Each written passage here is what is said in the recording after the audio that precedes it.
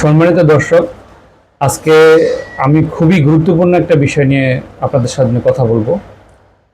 অনেক ভাই আসেন ফোনে চার্জ দিলে অতিরিক্ত গরম হয়।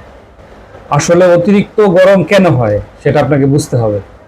অতিরিক্ত গরম হওয়ার কিছু কিছু কারণ আছে।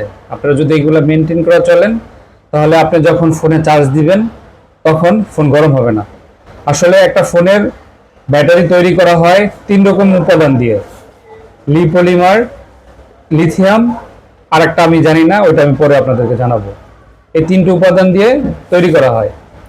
এখন আসলে কেন গরম হয়?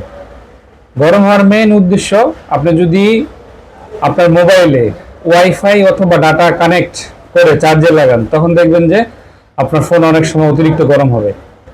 আপনি যদি ব্যাকগ্রাউন্ডে অনেক অ্যাপস চালু রেখে আপনার ফোনটা চার্জে দেন, তাহলে দেখবেন আপনার ফোনটা কিন্তু অনেক গরম হবে।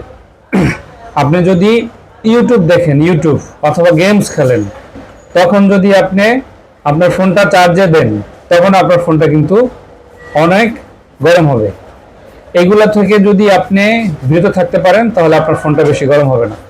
আর অতিরিক্ত যদি গরম হয়, তাহলে অবশ্যই কাস্টমার কেয়ারে আপনারা চলে যাবেন। ধন্যবাদ।